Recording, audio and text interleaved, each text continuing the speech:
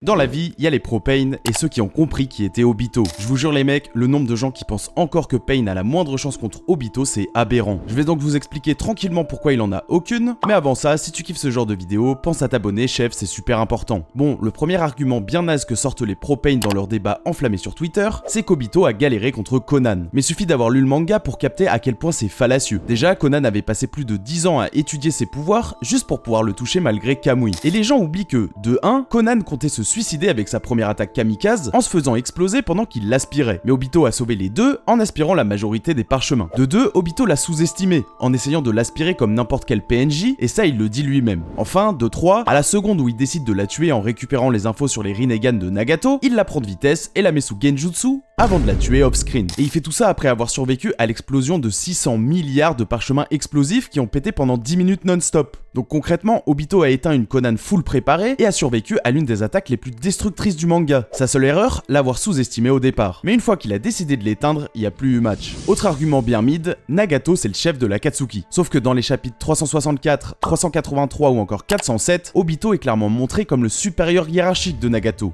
Donc l'argument saute. Et surtout, au chapitre 440, Minato parle d'un Obito 16 ans plus jeune et dit que pour ne serait-ce qu'espérer le battre, Naruto aura besoin du contrôle total de Kyuubi. Et juste avant ça, on a vu qu'un Naruto modernite bien préparé pouvait donner un combat à Pain, ce qui est d'ailleurs confirmé texto dans le 4ème databook, et un Naruto partiellement transformé a forcé Tendo Pain à utiliser sa plus puissante technique, qui était d'ailleurs incapable de retenir le full Kyuubi. Donc je vous laisse imaginer ce qu'un Naruto en pleine possession de Kurama ferait à Pain. Minato ajoute même qu'Obito est un ninja d'une trempe hors du commun, alors qu'il vient d'expliquer avoir vu Pain à l'œuvre. En gros, un Naruto modernite rivalise déjà avec Pain, même s'il est moins fort, mais selon Minato, pour ne serait-ce qu'avoir une chance de combattre Obito, le modernite c'est mort et il faut miser sur le mode Kurama, une forme infiniment plus puissante. Donc Pain n'a jamais eu la moindre chance. Je pourrais aussi parler des rapports de force entre Minato, Pain et Obito justement, ou des différences mal comprises entre les versions d'Obito pré-Jinchuriki de Jubi, mais là j'ai pas trop le time. Si ça t'intéresse, j'en parle dans ma vidéo de plus d'1 heure sur Minato. Bref, Obito c'est le top 1 de l'Akatsuki. T'es pas d'accord? Dis-moi pourquoi en commentaire et on en reparlera peut-être un jour.